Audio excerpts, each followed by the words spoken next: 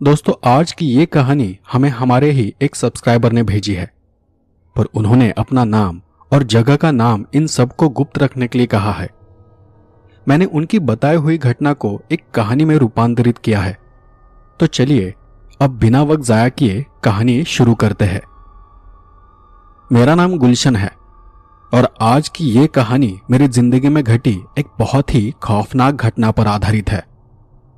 वो दिन मेरी जिंदगी का सबसे भयानक दिन था। उस दिन मेरे साथ सब कुछ गलत हो रहा था। अगर आप मुझे डर के बारे में पूछे तो उस दिन मुझे पता चला था कि डर आखिर क्या होता है। वो मेरा पूरा दिन खराब गया था। वो जून का महीना था। तारीख मुझे ठीक से याद नहीं, पर उस दिन मेरा काम में बिल्कुल भी मन नहीं लग रहा था। उस दिन भर में मैं बॉस की 2 बार डांट खा चुका था। उस दिन का वातावरण भी बहुत ही अजीब था। शाम के 4 बज रहे थे, लेकिन आसमान पर बादल इस कदर छाए हुए थे मानो अंधेरा हो गया हो। ऑफिस में बैठा हर कोई घर जल्दी जाने के बारे में सोच रहा था। शायद साल की पहली बारिश होने के आसार थे। बिजलियां कड़कड़ा रही थी और मौसम नर्म पड़ चुका था। ऑफिस में बैठे हर किसी की नजर बार बार खिड़की के बाहर जा रही थी। 5:30 बजने को थे और वक्त के साथ साथ वातावरण और भी गहराता गया। एक एक कर मेरे सारे कलीग बॉस की परमिशन लेकर अपने अपने घर चले गए। उस वक्त मेरे साथ यही कोई 3-4 लोग बाकी थे। जो भी वहां रुके थे वो सभी ऑफिस के करीब रहने वाले थे। उन सब में मैं अकेला था जो ऑफिस से दूर रहता था। लेकिन बॉस का मूड अच्छा नहीं था, इसलिए घर जाने के बारे में बॉस को पूछने की मेरी हिम्मत नहीं हुई। मैं घड़ी की तरफ देख रहा था कि तभी बॉस फोन पर बात करते हुए अपने केबिन से बाहर आ गया और बाहर आकर वो सीधा मेरे पास आकर खड़े हो गए। हाँ, भेजता हूं, अभी के अभी भेजता हूं। उन्होंने फोन साइड में करते हुए मेरे पास आकर मुझे कहा, गुलशन, मेरा एक जरूरी काम है, करोगे? मैंने काम पूछे बिना ही उन्हें हाँ कर दी। ना करने का सवाल ही नहीं था, क्योंकि वो पहले से ही मुझ पर गुस्सा थे। उन्होंने फिर फोन पर हाँ ना करते हुए मुझे कहा, तुम्हें अस्पताल जाकर जल्द से जल्द मेरे एक दोस्त को कुछ पैसे पहुंचाने हैं। तुम अपनी बाइक लेकर जाओगे तो जल्दी पहुंच जाओगे। मुझे कार से जाने में वक्त लगेगा। ऊपर से तुम तो जानते हो ये शहर का ट्रैफिक पीक पर होगा और इस वक्त तो और भी ज्यादा होगा। मैंने फिर से उन्हें हाँ हाँ करते हुए अपनी गर्दन हिलाकर हाँ में जवाब दिया। कुल मिलाकर मैं उस वक्त उनका कोई भी काम करने के लिए तैयार था। कुछ देर बाद उन्होंने एक पैसों का बंडल एक थैली में भरकर मेरे पास दे दी और उसी के साथ जिन्हें वो पैसे पहुंचाने थे उनका नाम, नंबर और वार्ड नंबर मुझे दे दिया। वो सब लेकर मैं ऑफिस से बाहर निकल गया और सीधा पार्किंग की तरफ भागा। आसमान बादलों से पूरी तरह से घिरा हुआ था। हल्की हल्की बूंदें टपक रही थी। उस वक्त आसमान किसी हद से ज्यादा फूले हुए गुब्बारे जैसा लग रहा था, कभी भी फूट सकता था। मैंने अपना बैग पीठ पर चढ़ाकर बाइक को किक मारना शुरू किया, पर बाइक स्टार्ट ही नहीं हो रही थी। अस्पताल मेरे ऑफिस से लगभग 30 से 40 मिनट दूर था और अस्पताल जाकर वापस घर जाने में आज मुझे देर रात होने वाली थी। क्योंकि अस्पताल ऑफिस के एक तरफ था तो मेरा घर दूसरी तरफ।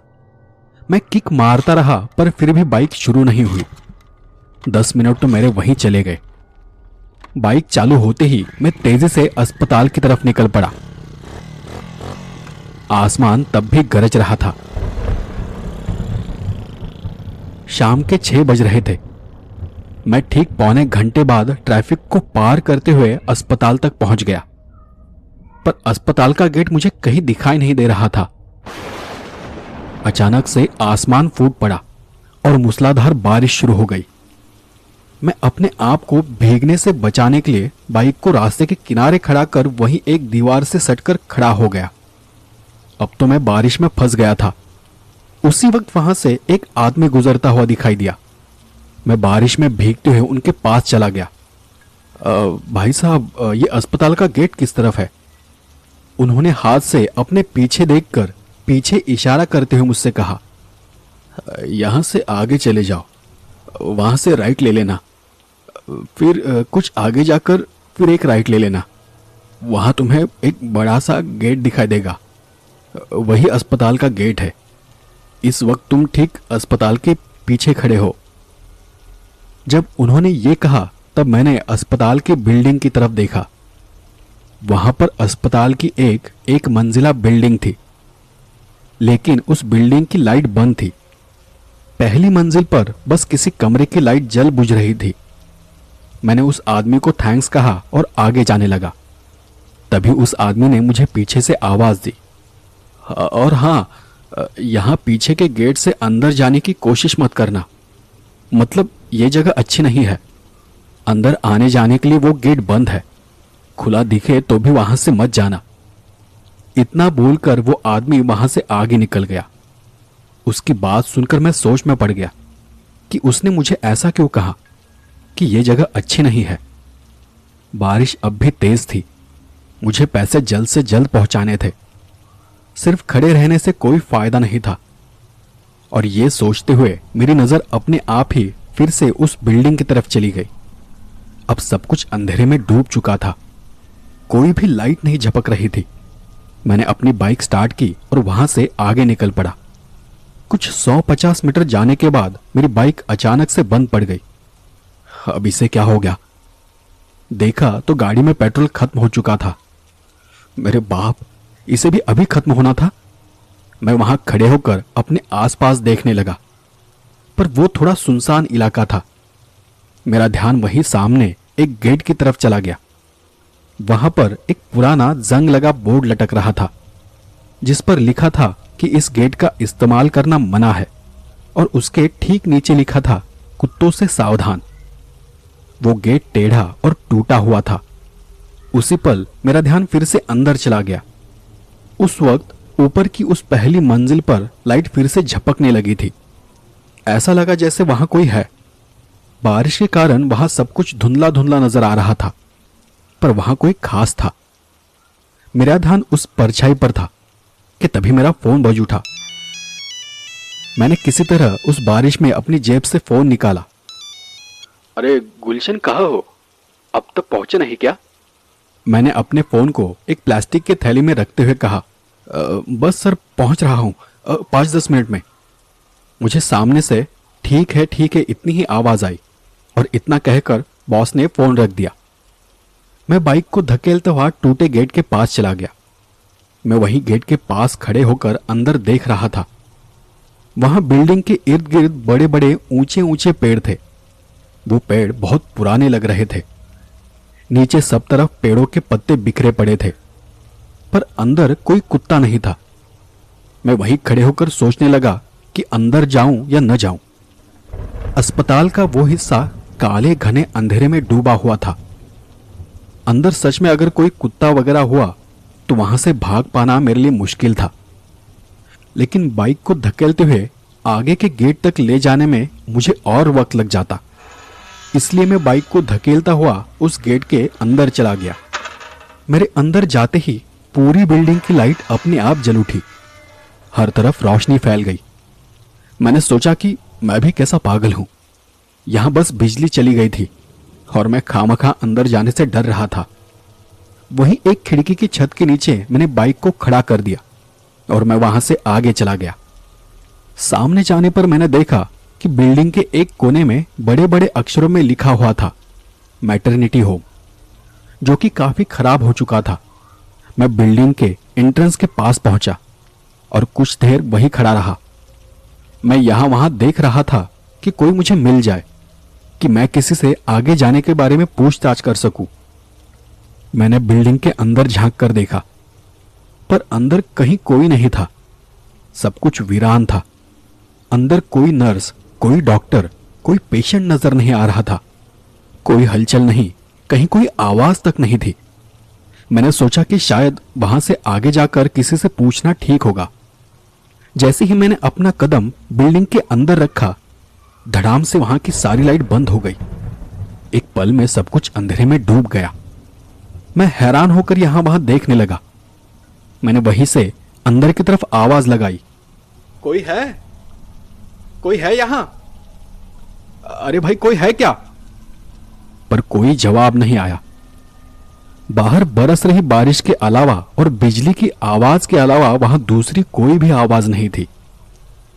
बारिश इतनी तेज थी कि दूर का कुछ भी दिखाई नहीं दे रहा था। लाइट बंद होने के कारण मैं बिल्डिंग से बाहर चला गया। कुछ कदम दूर जाने के बाद मेरी नजर मेरे सामने जमीन पर पड़ रही रोशनी पर चली गई। वो रोशनी मेरे पीछे कहीं से किसी खिड़की से आ रही थी। मैंने मुड़कर पीछे देखा तो अब वहां पहले जैसे ही पहली मंजिल पर एक कमरे की लाइट झपक रही थी। मेरा सारा ध्यान उस तरफ खींचा जा रहा था। मैं एकदम से शांत खड़े होकर उस खिड़की की तरफ देखे जा रहा था।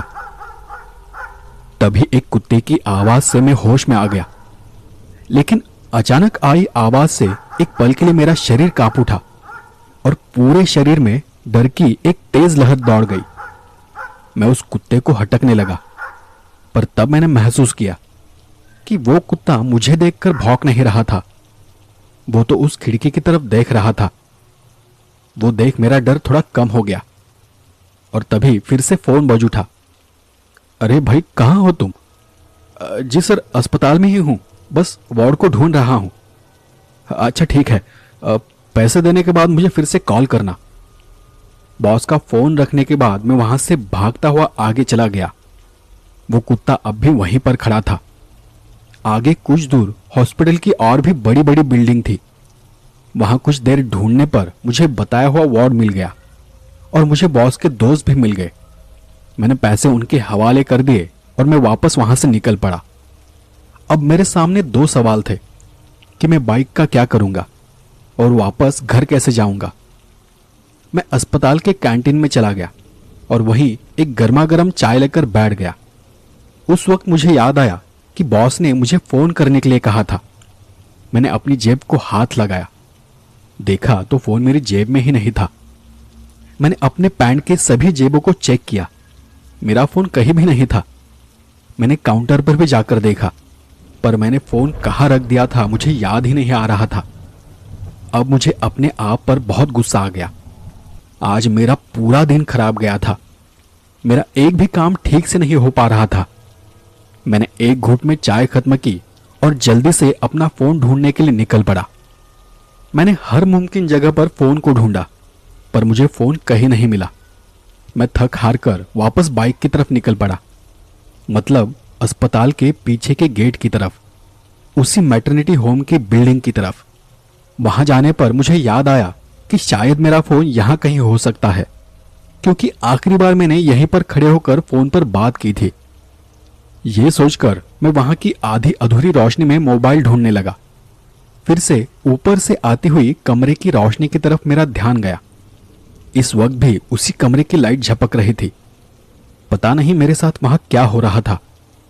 मैंने फिर से अपना ध्यान हटाया और अपना मोबाइल ढूंढने लगा। तब मुझे कहीं से मेरे मोबाइल की रिंगटोन की आवाज सुनाई पड़ने लगी। मैं यहां वहां मोबाइल को ढूंढने लगा, पर वो आवाज ऊपर से कहीं से आ रही थी, शायद उसी खिड़की के पास से, क्योंकि अब फिर से वहां खिड़की में कोई खड़ा था। मैंने उसे गुस्से में ही आवाज दी, कौन है? कौन है वहां? देखो मेरा मोबाइल मुझे वापस कर दो। उसी के साथ मुझे फिर कुत्ते की आवाज सुनाई पड़ी।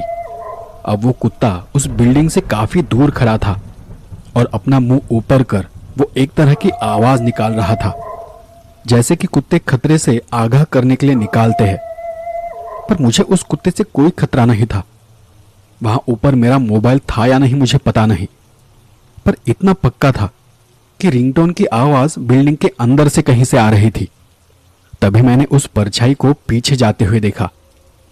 एक काली सी परछाई पीछे जाते जाते अंधेरे में कहीं घुल गई।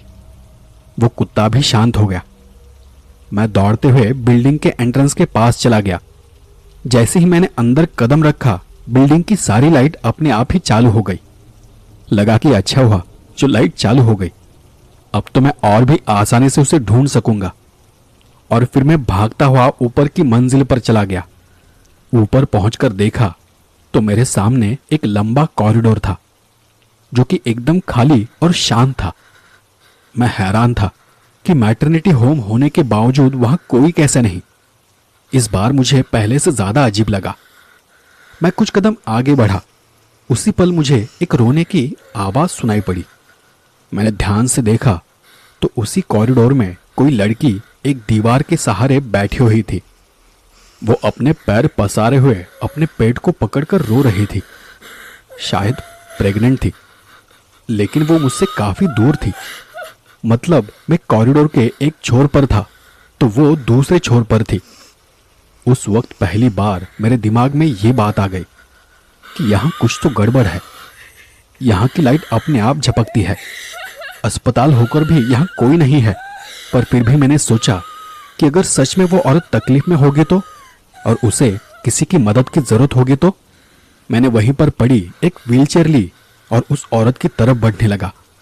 जब मैं उसके पास पहुंचा तब भी वो औरत अपने पेट को पकड़कर रोए जा रही थी। मैंने व्हीलचेयर को उसके पास खड़ा किया और उसे उठाने के लिए अपना हाथ बढ़ाया, पर उसी पल सभी लाइट्स बंद हो गई। अगले पल वहां सिर्फ लाइट ही नहीं थी, बल्कि उसी के साथ उस औरत की रोने की आवाज आनी भी बंद हो गई। मैंने महसूस किया कि मेरे हाथ में कुछ भी नहीं था। अब मेरा दिल जोर जोर से धड़कने लगा। कुछ 2-4 सेकंड्स में यह सब कुछ हो गया और फिर से लाइट झपकने लगी। तब मैंने देखा कि वहां मेरे सामने कोई नहीं था, कोई औरत नहीं थी। मेरे माथे पर पसीना उभरने लगा, शरीर कपकपाने लगा। मुझे महसूस हुआ कि वो सब कुछ किसी भ्रम जैसा है, शायद वहां तक लाने के लिए कोई साजिश। पता नहीं था कि बारिश में भीगने के कारण था या फिर डर के कारण, पर मेरा पूरा शरीर कांप रहा था। मैंने खतरे को भांपते हुए अंधेरे में ही सीढ़ियों की तरफ भागना शुरू किया। कुछ कमरों को पार करने के बाद मैं किसी पुतले की तरह अपनी जगह पर ही खड़ा हो गया, क्योंकि बिजली की रोशनी में मैंने सीढ़ियों के पास किसी को खड़ा देख लिया था। शायद वहां वही औरत खड़ी थी। उसे देख मेरा गला सूख गया था। मैं उसे दूर अंधेरे में देखने की कोशिश कर रहा था और फिर से लाइट चालू हो गई। वो औरत मुझसे कुछ दूर खड़ी थी। उसका चेहरा उसके खुले बालों से ढका हुआ था। हाथ एकदम सीधे लटक रहे थे। गर्दन आगे की तरफ नीचे झुकी हुई थी और शरीर पर घुटनों तक आता एक सफेद रंग का गाउन था। हाथ पैर काले पड़ चुके थे। उसका वो रूप देखकर मैं काफी डर गया। मैं किसी तरह उसके आगे जाने के लिए हिम्मत जुटाने लगा और तभी वो औरत हचक हचक कर रोने लगी। उसकी आवाज सुन मेरी आगे बढ़ने की हिम्मत टूट गई। मैंने घबराती हुई आवाज में उसे कहा, कौन हो तुम और यहां ये सब क्या हो रहा है? देखो, तुम मुझे डरा रही हो। वो औरत फिर भी रोए जा रही थी। उसी वक्त कहीं से एक बहुत ही अजीब सड़न की बदबू आने लगी, जैसे कहीं कोई लाश सड़ रही हो। अब तक मैं इतना तो समझ गया था कि मेरी जान को यहां खतरा है। मैंने देखा कि उस औरत के पेट से नीचे फर्श पर खून टपक रहा था। वो औरत अपने खुद के हाथों से अपने पेट को खरोच रही थी। वो देख मैं और ज्यादा घबरा गया। ये क्या हो रहा है? वो ये क्या कर रही है? और फिर धीरे धीरे उसके पेट से खून की धार बहने लगी। वो देख मुझे उल्टी जैसा होने लगा। मैं अपने आप को संभालते हुए वही एक दीवार के सहारे खड़ा हो गया। तभी रोते रोते वो औरत जोर से चीख उठी। उस चीख के साथ साथ उसके पेट से खून से सना हुआ एक मांस का गोला धप करके फर्श पर गिर पड़ा। वो बदबूदार काला खून से सना मांस का गोला देख मेरे रोंगटे खड़े हो गए। मेरे हाथ पांव इस कदर थरथराने लगे कि वहां से उठ पाना तक मेरे लिए मुश्किल हो गया था। सड़न की बदबू और भी तेज आने लगी। मुझे वहां सांस लेने में भी तकलीफ हो रही थी। मैं किसी तरह पास के कमरे में चला गया और अंदर से दरवाजा बंद कर लिया। मेरी सांस फूल गई थी। मैं गहरी सांसें ले रहा था। उस वक्त मेरा ब्लड प्रेशर शायद इतना बढ़ गया था कि मेरी आंखों के सामने अंधेरा छा रहा था। मैं किसी तरह अपने आप को होश में रखने की कोशिश कर रहा था। मैं वही दरवाजे के पास खड़े होकर सोच रहा था कि मैं यहां से बाहर कैसे निकलूं। उसी वक्त मुझे बाहर से एक धीमी आवाज सुनाई देने लगी। उस आवाज के साथ साथ लगा जैसे सब कुछ एकदम से शांत हो गया है। मुझे बस वो लोरी की आवाज सुनाई दे रही थी। मैं घबराया हुआ वहीं पर खड़ा था। पता नहीं वो औरत कौन थी और मेरे साथ क्या करना चाहती थी। धीरे धीरे वो आवाज भी शांत होती गई, एकदम शांत।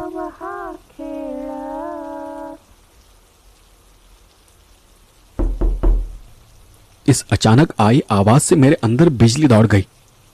मेरे हाथ पांव की ताकत खत्म हो चुकी थी।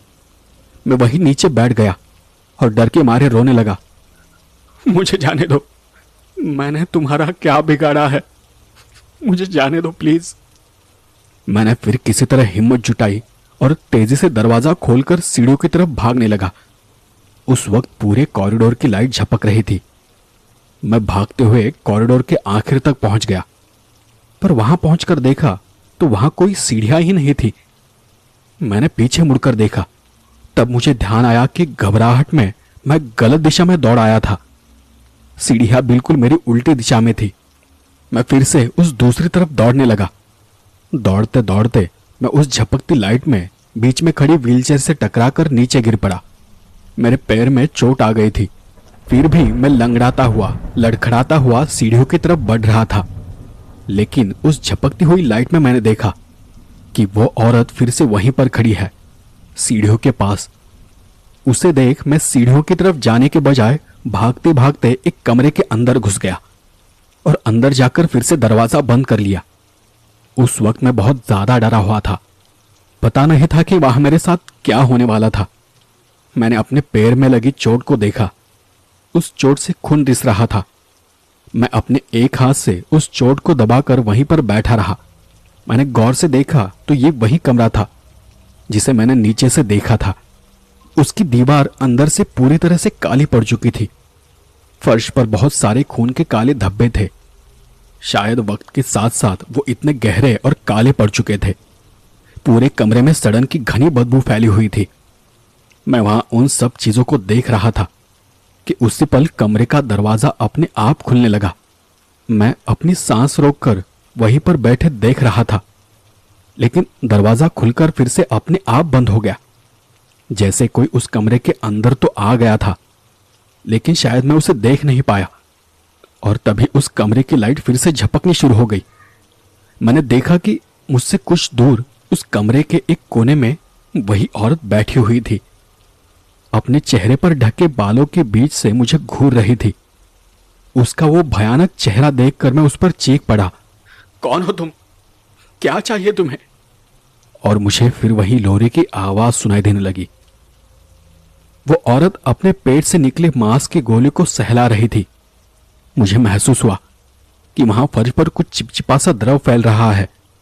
मैंने अपनी जगह से उठने की कोशिश की और फिसलकर वहीं नीचे गिर पड़ा। तभी वो औरत घुटनों के बल चलते हुए मेरी तरफ बढ़ने लगी।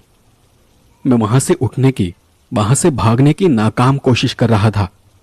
उस औरत ने मेरे पास आकर बड़े आराम से मेरा सिर अपनी गोद में ले लिया। उसका पूरा शरीर खून से सना हुआ था। उसके हाथ के स्पर्श से एक अजीब सी सनसनाहट मेरे पूरे शरीर में दौड़ गई।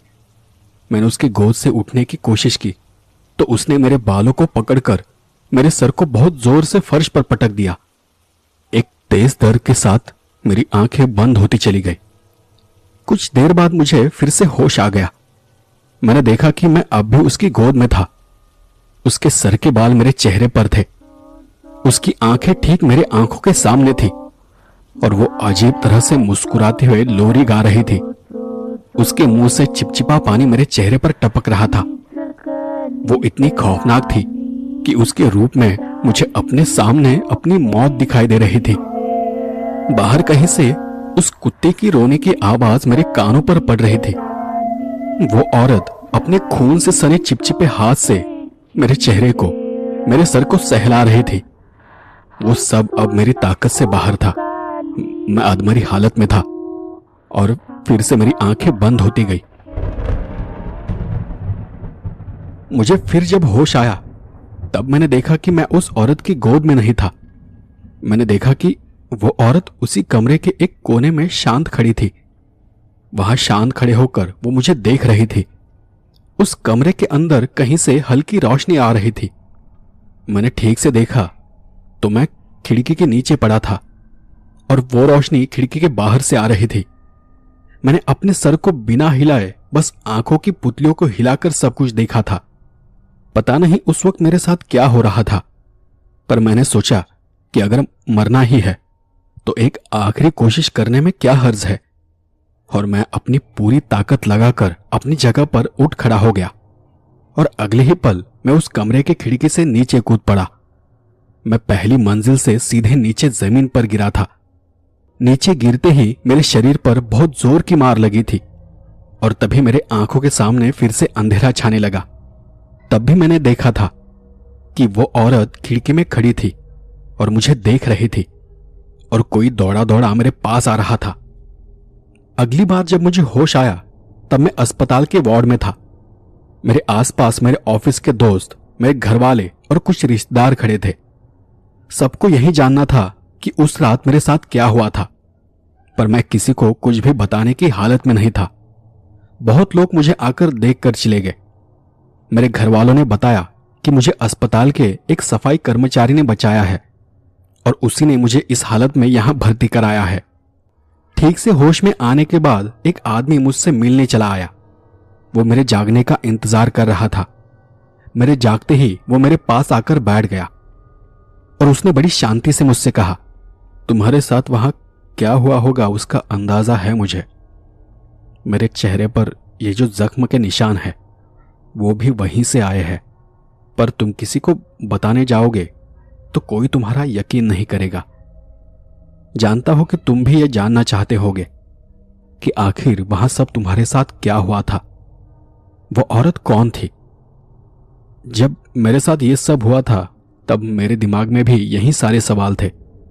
कई साल पहले यह अस्पताल एक छोटा सा अस्पताल हुआ करता था। तुम जहां गए थे वो अस्पताल की पुरानी बिल्डिंग है।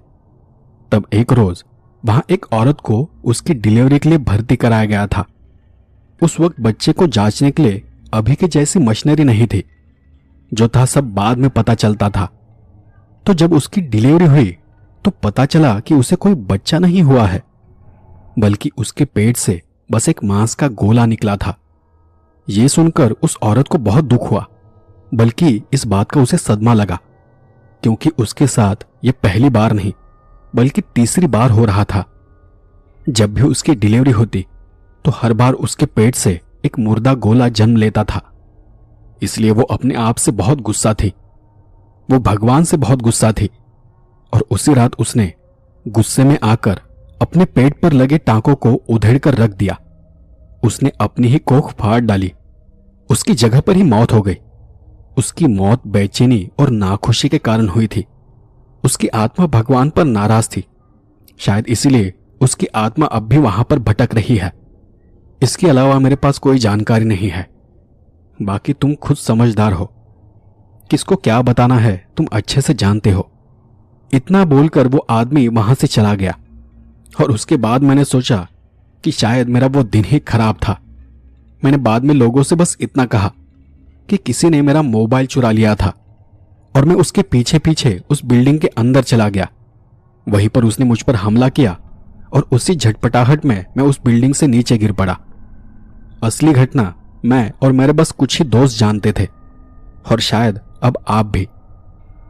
अब आप यकीन करो या ना करो, पर दुनिया में ऐसी भी चीजें हैं जिनसे दूर रहना ही बेहतर होता है।